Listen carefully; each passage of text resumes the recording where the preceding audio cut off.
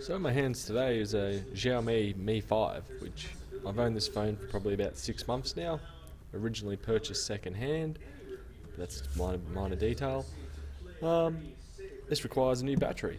I've been using fast charge quite a lot lately, and I've been finding that the battery drain, even when it's idling overnight, has been quite unacceptable. It's usually dropping between going from 70% down to about 20% overnight, even with power saving enabled.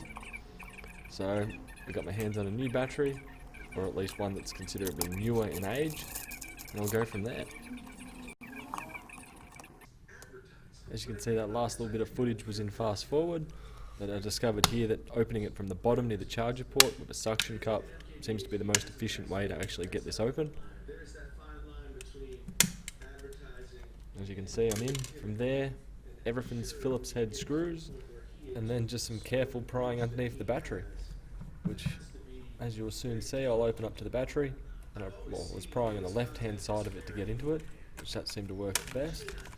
Be careful on the right-hand side of the battery when prying, because there's a few flex cables that run down there. But overall, I'll just let the video play out from here.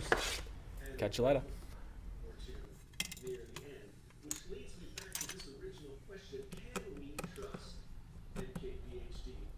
Reaching the level of success he has is much more complex than someone who reviews products in their basement as expensive hobby. The hardest I've seen him go at a product recently was taking down the Razor phone's camera last year. That couldn't have been good for that product. And I know I didn't go out and buy one after his review solely on that critique. And that's a place where, again, when you're in a position of power, when you have reach, when you have that kind of scope out there, people are hanging on your every word. I'm sure that it crosses his mind at times that he has to be wary of what he says and how he says it. An MKBHD video could make or break a product. Really, that's kind of all it's kind of all right there in a nutshell. Marquez has earned my trust over the years by being fair and even-handed. He knows his stuff, but I'm also aware that the business end or the Android side of the equation. Anyway, tell me what you think. Do you watch MKBHD? It seems like he's one of those YouTubers that everybody has to know. But maybe not. How do you like to do your research when looking at a product that you're considering purchasing? Tell me down in the comments below. I want these videos to look at what it takes to be able to trust creators, to be able to trust reviewers. And then maybe we can all move forward in a conversation that kind of pulls the curtain back. Thanks so much for being here. My name is Jason. Sometimes known as the JTL. This is Painfully Honest Tech. Tech's so honest, it hurts. Till the next time.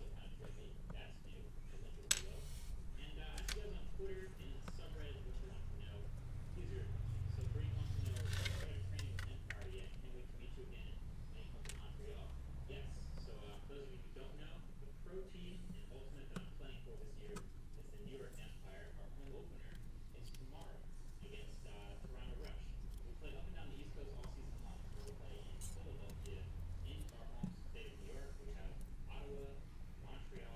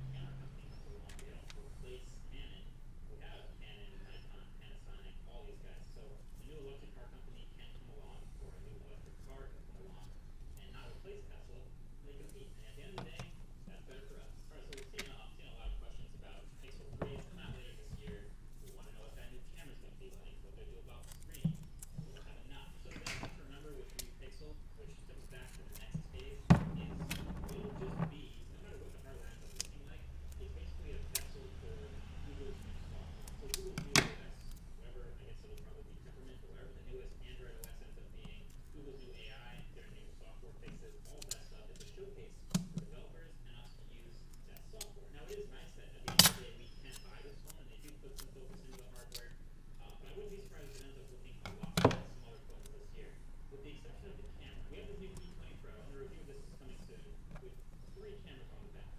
Now, a lot of phones coming out now have 2 cameras at least. Some more are coming out with 3. What's the proudest of the Pixel 3 and the whole success of this phone, which is the incredible single camera, is the fact that it did all the things that you used to need 2 or 3 cameras to do well in one. It did edge detection extremely well, proportional photos, with great color, great dynamic range. So having another single camera on a Pixel 3, I think, will emphasize that. It'll continue to do all these crazy things with software on a single camera. So it won't look like other phones in that way. But I wouldn't be surprised if it doesn't have a headphone jack again, if it has a notch, if it has a similar look to other phones we've seen. That would not shock me at all. It's still the best of the software. The only frustrating part about that is it makes me want other phones. It makes me want the Google Play Edition stuff back. It makes me want to see other phones with that same pure, fast, updated software experience. I would love to see a Note 8 or a Note 9 Google Play Edition. I would love to see a Huawei P20 Pro Google Play Edition. That's never happened. So, frustrating. Alright, so which product has given you the most value for the money? I've thought about this for a little bit, and my answer is the Sharp Slider S1. It's a slider, a camp slider. I've got a lot of products, but video gear seems to be pretty frequent. And I bought this many years ago. So we tend to roll through a lot of video gear. We upgrade things all the time. It's kind of like when you rebuild a boat after you replace all the parts in the boat. But this one slider, I'll try to give you the original date that I purchased it. I haven't upgraded it. I've used it since I got it. Many different cameras have been on it. Many different other things have passed through. But that slider, Sharp S1, has been amazing. It shots so many different subjects, so many different ways. And to be honest, it's a super simple tool. It's not a motorized slider. Just 2 rails and some weights, and just moves the camera back and forth. But that's something I've gotten over the years a lot of. Alright, I like this one. So on Dope Tech, I feel like they're slowly killing the YouTube culture, which is cheap and easy to make, by using super advanced equipment. That robotic arm is too expensive and rare, and the red cameras and gimbals. So that's kind of the point of Dope Tech. So there are a ton of other product reviews and things where I'm evaluating products I want to buy in the videos, and that's fun. But Dope Tech is actually leveraging this audience that we have here to get an inside look at leading edge technology that you may never otherwise be able to see. So like supercars, robotic arms, things like that. Companies are actually willing to open their doors and show them for the first time to Dope Tech to get you guys to look at that. So it's almost like you want to find the less common stuff. You're never going to buy that robotic arm, but having it in a video and actually showing it with you is cool to see. So that's Dope Tech, if that makes sense. And we also have other playlists and other videos and all the reviews of things that will actually be buying. But Dope Tech is just your glimpse behind. Alright, so what other